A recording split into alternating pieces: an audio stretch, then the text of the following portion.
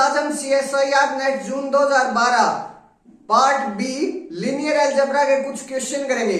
Total 4 question आए थे linear algebra के पार्ट बी में।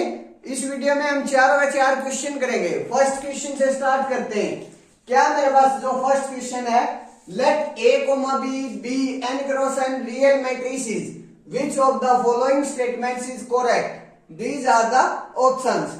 मेरे पास A और B n cross n order की मैट्रिसेस दी गई हैं और उसके बाद rank of A plus B पर बात कर रहा है चारों ऑप्शन में।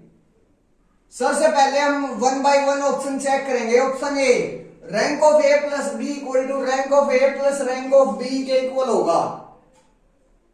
ऐसा होना तो कोई जरूरी नहीं है। अगर मैं A को भी आइडेंटिटी मैट्रिक्स ले लूं और B को मैं माइनस आइडेंटिटी मैट्रिक्स ले लूं,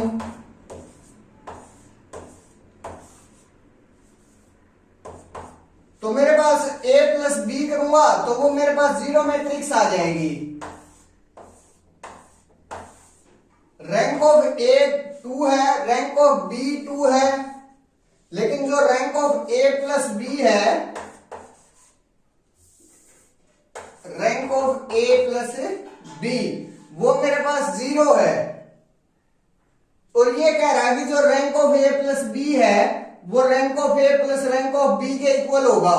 मीन्स 2 प्लस 2 इक्वल टू 4 के बराबर, 0 जो है ये 4 के बराबर हो जाएगी।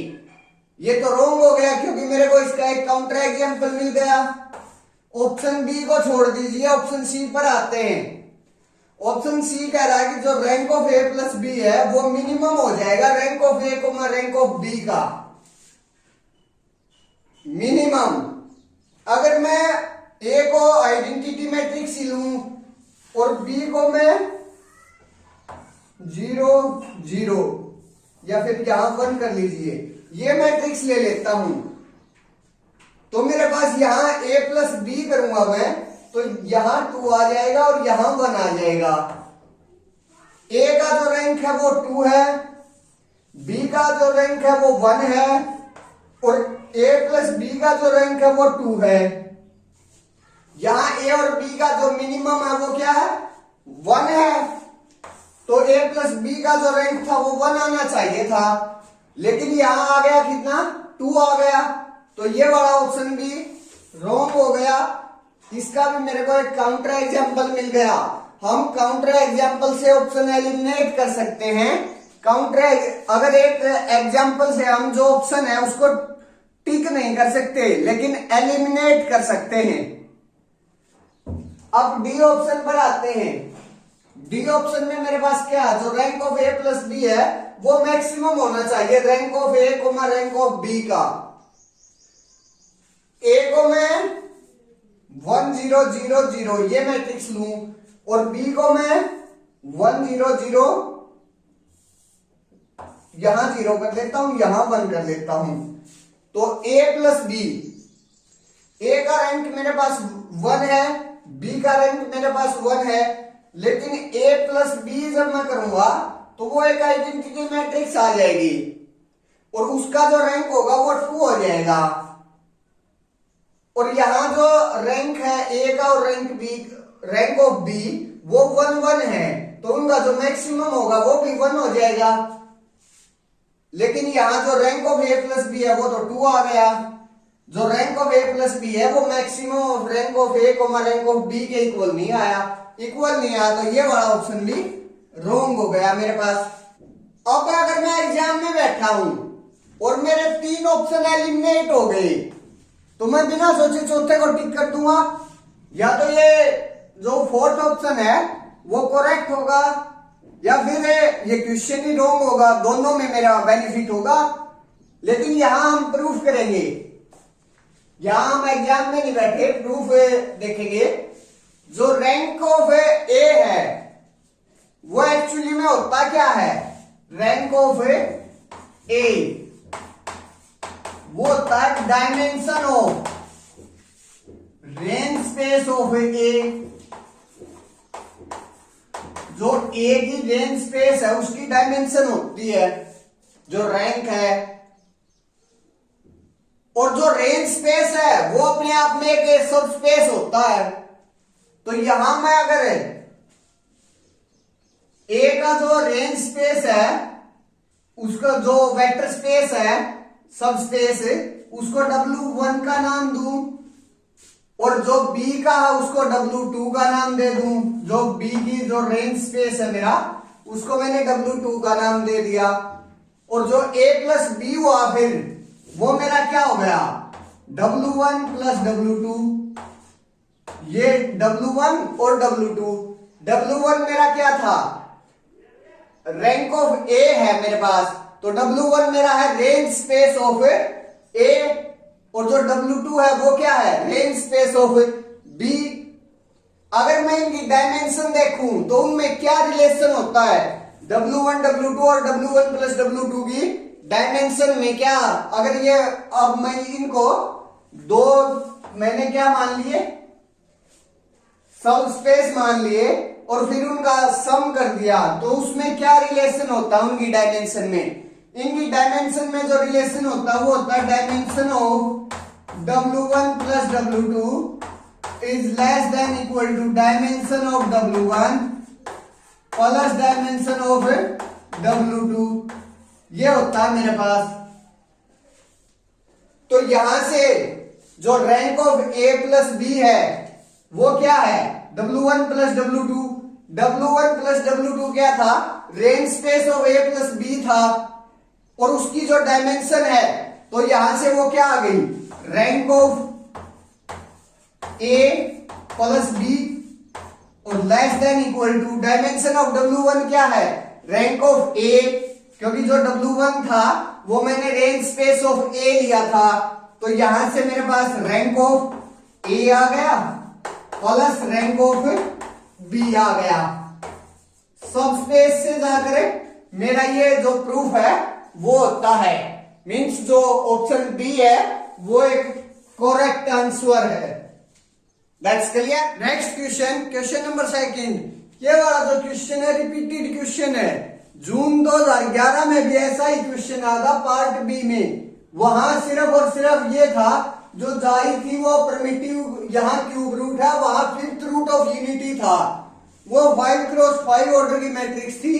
यहां मेरे पास जो ए है वो 3x3 ऑर्डर की मैट्रिक्स है। बाकी जो कंसेप्ट है वो सेम है इस क्वेश्चन में और जो जून 2011 में क्वेश्चन आया था उसमें जो कंसेप्ट है वो सेम है।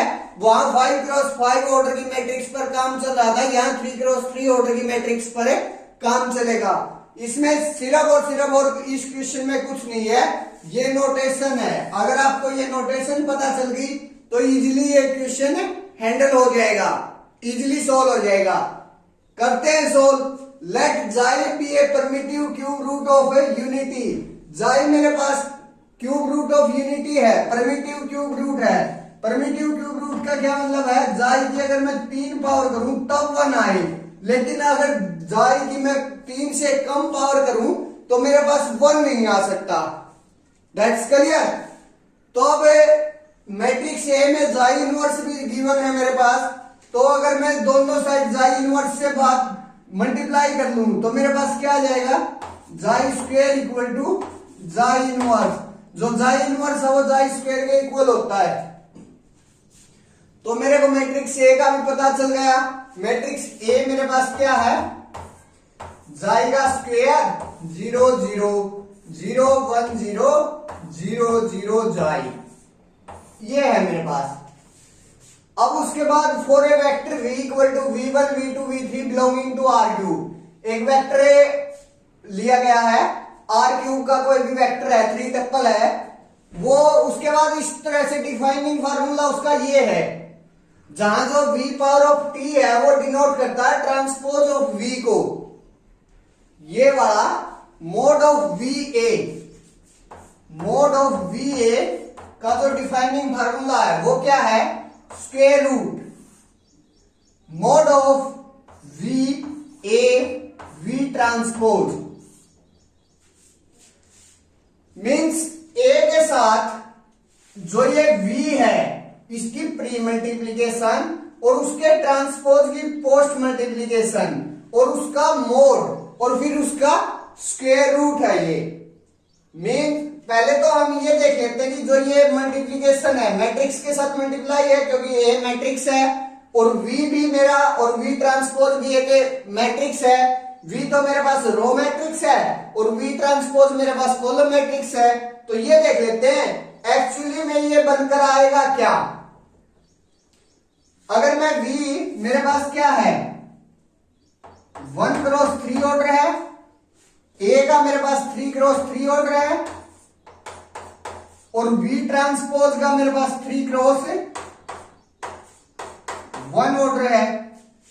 अगर मैं यहां से A और V ट्रांसपोज की बात करूं तो मेरे पास ये वाला जो ऑर्डर आएगा A V ट्रांसपोज, प्रोडक्ट का जो ऑर्डर आएगा वो 3x1 आ जाएगा, और यहां से फिर V और A V ट्रांसपोज का जो मेरे पास ऑर्डर आएगा वो क्या आ जाएगा 1x1, मीन्स एक रियल नंबर आ जाएगा मेरे पास। That's clear. अब मेरे पास W गिवन है, if W equal to this then mod of WA equals. ये तो था मोड ऑफ VA का कोई भी डिफाइनिंग फार्मूला दे दिया इन्होंने। अब एक W दे दिया और मोड ऑफ WA पूछ रहा है कि क्या होगा। तो एक बार W ट्रांसपोज निकाल लेते हैं हम, क्या आएगा हमारे पास। मेरे पास A मैट्रिक्स ये है, W मेरे पास 1 1 1 है, तो यहां 1 1 1, इससे तो पोस्ट मल्टीप्लीकेशन, क्योंकि V ट्रांसपोज होता है मेरे पास, ये जो डिफाइनिंग फार्मूला है मोड VA का, तो मोड WA करना है तो V की जगह सिर्फ मैं W को चेंज कर दूंगा, और W मेरे पास गिवन है 1 1 1 है, तो यहां मैं पहले W ट्रांसपोज निकाल लेता हूं। यहां 1 1 1 आ जाएगा, क्योंकि जो W का ट्रांसपोज है W क्या है 1 1 1 है, तो W का ट्रांसपोज 1 1 1। ये एक रो वेक्टर है तो वो कॉलम वेक्टर आ जाएगा। अब इनकी प्रोडक्ट कर लीजिए, ये 1 1 1 एज इट इज। अगर मैं यहां फर्स्ट रो दैट कॉलम, तो यहां जाई स्क्वेयर प्लस 0 प्लस 0, तो यहां आ गया मेरे पास जाई square 0 into 1 0, 1 into 1 1 plus 0 into 1 0, तो यहां 1 आ गया, और इस एलिमेंट के लिए 0 इंटू 1 0, 0 इंटू 1 0, जाई इंटू 1 जाई।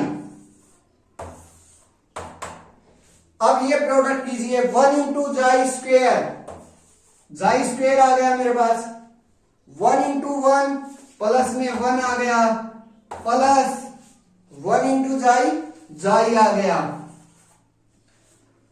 मेरे पास मोड, अब इसका मोड करेंगे, पहले हम ये निकाल लेते हैं जो VA मीन्स WA ट्रांसपोज है, WA ट्रांसपोज, वो यहां से मेरे पास जाई प्लस 1 प्लस जाई स्क्वेयर आ गया। अब एक रिजल्ट होता है, अगर जाई मेरे पास क्यूब रूट है, प्रिमिटिव क्यूब रूट है, तो मेरे पास रिजल्ट क्या है कि जाई स्क्वेयर प्लस जाई प्लस 1 ये 0 के इक्वल होता है। That's clear. जितनी भी मेरी, अगर मेरे पास n प्रिमिटिव रूट्स हैं, तो n, जब मैं उन n की n का सम करूंगा तो वो किसके इक्वल आएगा 0 के इक्वल आएगा मेरे पास। That's clear. तो यहां से मेरे पास ये वैल्यू जो आई WA ट्रांसपोज वो 0 आ गई। अब 0 का क्या करना है, मेरे को मोड करना है, तो यहां मोड कर दिया, तो 0 का मोड 0 होता है। अच्छा, फिर उसका स्क्वायर रूट करना है, यहां स्क्वायर रूट यहां स्क्वायर रूट, और जो 0 का स्क्वायर रूट है वो भी 0 के इक्वल होता है। और ये है क्या मेरे पास, mode of W A, mode of W A वो किसके इक्वल आ गया, 0 के इक्वल आ गया। Means option A is the right answer. That's clear. Next question, question number 3 क्या है मेरे पास, the dimension of the vector space of all symmetric matrices A equal to Aij of order n cross n greater than equal to 2 with real entries A11 equal to 0 and trace 0 is, these are the options। मेरे पास क्या given है और क्या निकालना है, मुझे dimension of vector space निकालना है। और गिवन क्या है, सभी की सभी symmetric matrix of order n cross n, n जहां ग्रेटर देन इक्वल टू 2 है, इस बात को ध्यान रखना, ये आगे चलकर काम आएगा। विद रियल एंट्रीज और A11 इक्वल टू 0 और ट्रेस भी 0। सबसे पहले हम सिमेट्रिक मैट्रिक्स की डायमेंशन निकाल लेते हैं। उस वेक्टर स्पेस में जो सारी की सारी सिमेट्रिक मैट्रिसेस को कंटेन करता है n क्रॉस n ऑर्डर की, उसकी डायमेंशन निकाल लेते हैं। उसके बाद मेरे पास दो कंडीशन और गिवन है, अगर ये दोनों की दोनों एलआई हुई तो -2 हो जाएगा, और अगर एलडी हुई तो -1 हो जाएगा। वो वहां से देखेंगे। फिर n क्रॉस n मेरे पास जो डायगोनल एंट्रीज होती है सिमेट्रिक मैट्रिक्स की वो आर्बिट्रेरी होती हैं। तो A11, A22 और ANN ये सारी की सारी आर्बिट्रेरी एंट्रीज है मेरे पास। R में से कुछ भी फील कर सकता हूं, तो मेरे पास N तो ये आ गई। अब अगर मैं यहां की बात करूं तो A12 और A21 ये दोनों इक्वल होंगी, तो इनमें से मैं सिर्फ और सिर्फ एक एंट्री ले सकता हूं। That's clear.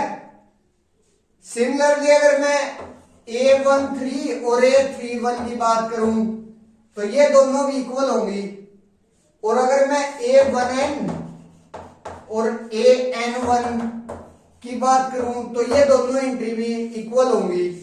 तो मीन्स अगर मैं फर्स्ट रो की बात करूं तो फर्स्ट रो के पास जो आर्बिट्रेरी एंट्रीज है वो कितनी है, n है मेरे पास। अब अगर मैं सेकंड रो के पास की बात करूं तो मेरे पास एक कम हो गई, A21 A12 के इक्वल है। जो A12 भरूंगा, जो भी A12 को लूंगा वही मेरे को A21 लेना पड़ेगा। ये मेरी रिस्ट्रिक्शन हो गई, और जहां रिस्ट्रिक्शन आ जाती है वो चीज आर्बिट्रेरी फील नहीं कर सकता मैं। आर्बिट्रेरी फील नहीं कर सकता तो मीन्स ये डिपेंडेंट हो गई, और डिपेंडेंट हो गई तो डायमेंशन में, या डायमेंशन होता क्या है, इंडिपेंडेंट नंबर ऑफ एंट्रीज होता है। तो मीन्स ये काउंट नहीं होगी। बाकी सारी की सारी जो इस सेकंड रो की एंट्रीज है वो काउंट हो जाएंगी। तो यहां मेरे पास कितनी आ गई, n-1, n plus n-1। Third row की अगर मैं बात करूंगा तो वहां दो एंट्रीज को छोड़कर, A31 और A32 को छोड़कर बाकी सारी जो एंट्रीज है वो आर्बिट्रेरी वे से फील कर सकते हैं। इन ये जो दो एंट्रीज है, एक तो यहां पर आ गई मेरे पास, इसके इक्वल होगी, और एक A23 के इक्वल होगी। That's clear. सेम वे से चलते जाएंगे और यहां तक जब nth रो तक जाएंगे तो मेरे पास सिर्फ और सिर्फ एक आर्बिट्रेरी एंट्री बच जाएगी। अब n से लेकर 1 तक फर्स्ट n नेचुरल नंबर्स का जो सम होता है वो किसके इक्वल होता है, n इंटू n प्लस 1/2 के इक्वल होता है मेरे पास। तो ये जो डायमेंशन है वो किसकी आ गई, उस वेक्टर स्पेस की आ गई जिसमें n क्रॉस n ऑर्डर की सारी सिमेट्रिक मैट्रिसेस है। अब A11 इक्वल टू 0, ये वाला जो A11 है वो 0 होगा। यहां मेरे पास पहले जो A11 था वो आर्बिट्रेरी था, मीन्स एक रिस्ट्रिक्शन दे दी इसने कि A11 जो है वो 0 होगा। तो यहां से मेरे पास n into n plus 1/2 minus 1, यहां से इस रिस्ट्रिक्शन से। अब सेकेंड इसने रिस्ट्रिक्शन दिया है कि जो ट्रेस है वो भी 0 होगा, मीन्स जो A11 plus A22 plus ANN, A11 plus A22 plus ANN वो भी इक्वल टू 0 होगा। A11 मेरे पास पहले ही 0 हो चुका है, तो यहां जो A22 plus A33 plus ANN equal to 0 होगा। अब इसका यूज होगा, अगर यहां मेरे पास n इक्वल टू 1 होता तो 1 क्रॉस 1 के लिए ये जो दोनों कंडीशन है वो LD हो जाती, क्योंकि ये कह रहा है कि A11 0 होगा और वहां अगर 1 क्रॉस 1 होता तो जो ट्रेस थी वो भी 0 हो जाती। That's clear. तो मेरे पास ये दो जो कंडीशन है वो LD हो जाती, मेरे पास दोनों सेम बात कहते। लेकिन अब ये ग्रेटर देन इक्वल टू 2 है, तो इसकी वजह से मेरे पास जो रिस्ट्रिक्शन है, ये सेकंड वाली जो रिस्ट्रिक्शन है वो अपनी एक अलग पहचान रखती है, इससे डिफरेंट है, मींस इससे Li है। मेरे पास जो सिमेट्रिक मैट्रिसेस थी उनकी डायमेंशन ये आई थी, उस पर 2 रिस्ट्रिक्शन और लगा दी, तो मेरे पास जो डायमेंशन होगी वो जो सिमेट्रिक मैट्रिक्स की मेरे पास डायमेंशन आई थी उससे माइनस क्या कर देंगे, 2 कर देंगे, एक तो ये वाली और एक ये वाली। That's clear. तो मेरे पास जो डायमेंशन है इस स्पेस की, इस वेक्टर स्पेस की, वो आ जाएगी। सोल्व आउट कर लीजिए, n स्क्वेयर प्लस n, यहां मैं 2 से 2 माइनस 2 इंटू 2 4/2, ये मेरे पास डायमेंशन आ गई इस वेक्टर स्पेस की। अब ऑप्शन देख लेते हैं, ऑप्शन ए में है ये, तो मेरा जो ऑप्शन ए है वो करेक्ट आंसर हो गया। नेक्स्ट और लास्ट क्वेश्चन क्या है मेरे पास, question number 4, let n be the vector space of all real polynomials of degree at most 3 defined as from n to n by these, then the matrix of S in the basis this considered as column vectors is given by, these are the options। मेरे पास n एक vector space है, उसके अंदर क्या है, सारी की सारी रियल पॉलिनोमियल्स हैं जिसकी जो डिग्री है वो एटमोस्ट 3 है।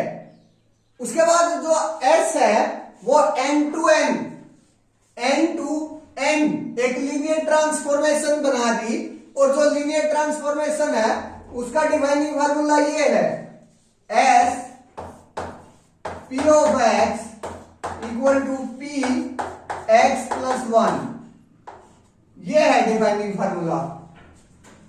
Then the matrix of S, तब हमें मैट्रिक्स ऑफ S पूछ रहा है, जो लीनियर ट्रांसफॉर्मेशन है उसकी मैट्रिक्स पूछ रहा है, जो बेसिस गिवन है वो ये है 1x x square x cube. That's clear. कोई भी लीनियर ट्रांसफॉर्मेशन है उससे हम बेसिस जो मैट्रिक्स है वो किस तरह से बनाते हैं पहले ये समझिए। सबसे पहले हम उसकी जो बेसिस गिवन है उसकी इमेज निकालते हैं। That's clear. और जो कोडोमेन की बेसिस है, उस जो मेरे पास इमेज आई है उस इमेज को कोडोमेन की जो मेरे पास बेसिस है उसके लीनियर कॉम्बिनेशन में लिखते हैं, और फिर जो मेरे पास वहां से कोऑर्डिनेट मैट्रिक्स आएगी उस कोऑर्डिनेट मैट्रिक्स का ट्रांसपोज कर देंगे, वो मेरे पास कॉलम वेक्टर्स या फिर मैट्रिक्स आ जाएगी एस की, वही हम यहां करेंगे। मेरे पास 1 है, जो बेसिस है, सबसे पहला जो एलिमेंट है बेसिस का वो 1 है, तो मैं यहां एस ऑफ 1 निकाल लूंगा। जो पी ऑफ एक्स होता है वहां पी एक्स प्लस 1 हो जाता है। जहां भी एक्स आता है वहां एक्स प्लस 1 हो जाता है। लेकिन यहां कॉन्स्टेंट है मेरे पास, एक्स प्रेजेंट ही नहीं है, तो एक्स प्लस 1 तो कैसे होगा? तो यहां मेरे पास एस ऑफ 1 क्या आ जाएगा? 1 एज इट इज आ जाएगा, क्योंकि यहां मेरे पास क्या नहीं प्रेजेंट है? एक्स नहीं प्रेजेंट है। तो मेरे पास जो एस ऑफ 1 आया वो 1 के इक्वल आ गया। अब इन चारों के लीनियर कॉम्बिनेशन में लिखेंगे तो मेरे पास क्या आ जाएगा? 1 into 1 plus 0 into x plus 0 into x square plus 0 into x cube. सिर्फ 1 का जो कोफिशिएंट है वो 1, बाकी सभी का जो कोफिशिएंट है वो 0 आ गया। तो यहां से जो कोफिशिएंट मैट्रिक्स है उसकी फर्स्ट रो आ गई है। अब इसका ट्रांसपोज होगा मैट्रिक्स के लिए, मैं डायरेक्ट लिखता चल रहा हूं साथ के साथ। तो मेरा जो ट्रांसपोज होगा तो ये फर्स्ट कॉलम आ जाएगा मेरा मैट्रिक्स का, और वो क्या है? 1 0 0 0, क्योंकि यहां जो कोफिशिएंट्स है वो क्या है? 1 0 0 0, और जो कोफिशिएंट मैट्रिक्स होगी उसकी ये फर्स्ट रो होगी। और कोफिशिएंट मैट्रिक्स का जब हम लीनियर ट्रांसफॉर्मेशन में मैट्रिक्स बनाते हैं तो जो कोफिशिएंट मैट्रिक्स हमारी होती है उसका क्या करते हैं? हम ट्रांसपोज करते हैं। तो ट्रांसपोज में ये फर्स्ट कॉलम बच जाएगा मेरा। सेम अब एस ऑफ एक्स निकालेंगे, क्योंकि जो बेसिस का सेकंड एलिमेंट है वो एक्स है, उसकी इमेज देखूंगा मैं। उसकी इमेज क्या आ जाएगी मेरे पास? एक्स, जो पी ऑफ एक्स यहां आता है, अगर उसमें एक्स प्रेजेंट है तो वो एक्स प्लस 1 देकर जाता है। यहां एक्स प्रेजेंट है मेरे पास, तो क्या हो जाएगा? एक्स प्लस 1 हो जाएगा। अब इस x प्लस 1 को क्या करते हैं? लीनियर कॉम्बिनेशन में लिखेंगे 1x एक्स स्क्वायर और एक्स क्यूब के, तो वो क्या आ जाएगा मेरे पास? 1 का कोफिशिएंट 1 इंटू 1 प्लस x का coefficient 1 into x plus 0 into x square plus 0 into x cube. ये इसका लीनियर कॉम्बिनेशन होगा। यहां एक्स स्क्वायर और एक्स क्यूब का जो कोफिशिएंट्स है वो 0 होंगे, और 1 और x के कोफिशिएंट क्या आ जाएंगे? 1 1 आ जाएंगे मेरे पास। That's clear. ये मेरे पास जो भी कोफिशिएंट मैट्रिक्स आएगी उसकी सेकंड रो आ गई 1 1 0 0। अब मैट्रिक्स के लिए लीनियर ट्रांसफॉर्मेशन की जो मैट्रिक्स है उसके लिए इसका ट्रांसपोज करते हैं, तो ये मेरे पास से सेकंड कॉलम आ जाएगा। वो क्या होगा? 1 1 0 0, ये आ गया मेरे पास। यहां से भी जो आंसर है वो तो हम यहां से भी दे सकते हैं, लेकिन यहां सोल्व कर रहे हैं तो एक बार पूरा निकाल कर देख लेते हैं। अब थर्ड जो एलिमेंट है बेसिस का वो एक्स स्क्वायर है, तो उसकी इमेज निकालेंगे। जहां भी एक्स है वो एक्स प्लस 1 हो जाता है, तो यहां एक्स स्क्वायर है तो x प्लस 1 का स्क्वायर हो जाएगा मेरे पास, क्योंकि x की जगह चेंज होगा, पावर्स में कोई भी चेंज नहीं होगा, सिर्फ और सिर्फ x की जगह मेरे को x प्लस 1 करना है, स्क्वायर बाद में as it is. That's clear. तो यहां स्क्वायर करेंगे x square plus 1 plus 2x। अब इसको लीनियर कॉम्बिनेशन में लिखेंगे तो मेरे पास x क्यूब का कोफिशिएंट तो 0 होगा, बाकी का जो x का कोफिशिएंट 2 हो जाएगा, और बाकी x स्क्वायर का और 1 का जो कोफिशिएंट होगा वो 1 हो जाएगा। तो 1 into 1 plus 2 into x plus 1 into x square plus 0 into x cube, ये आ गया। ये मेरे पास जो कोफिशिएंट मैट्रिक्स आई उसकी थर्ड रो आ गई। और ओरिजिनल मैट्रिक्स के लिए हम क्या करते हैं? उसका ट्रांसपोज करते हैं। तो ट्रांसपोज करेंगे तो मेरे पास थर्ड कॉलम आ जाएगा, वो क्या आ जाएगा? 1 2 1 0 1 2 1 0, ये कोफिशिएंट्स थे मेरे। अब सिमिलरली हम x³ का निकालेंगे, s ऑफ x³ उसकी इमेज निकाल लेंगे, सेम x प्लस 1 उसका क्यूब हो जाएगा, यहां से a प्लस बी का क्यूब निकाल लेंगे तो मेरे पास क्या आएगा, x cube plus 3x square plus 3x plus 1 आ जाएगा। और जब हमें लीनियर कॉम्बिनेशन में लिखेंगे तो मेरे पास एक्स क्यूब का जो कोफिशिएंट होगा वो तो मेरे पास 1 होगा, एक्स स्क्वायर का कोफिशिएंट 3 होगा और x का कोफिशिएंट 3 आ जाएगा और 1 का कोफिशिएंट 1 आ जाएगा।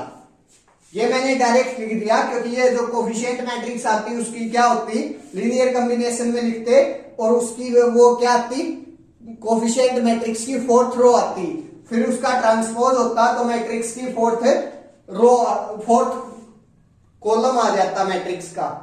That's clear. ये मेरे पास अब मैट्रिक्स आ गई।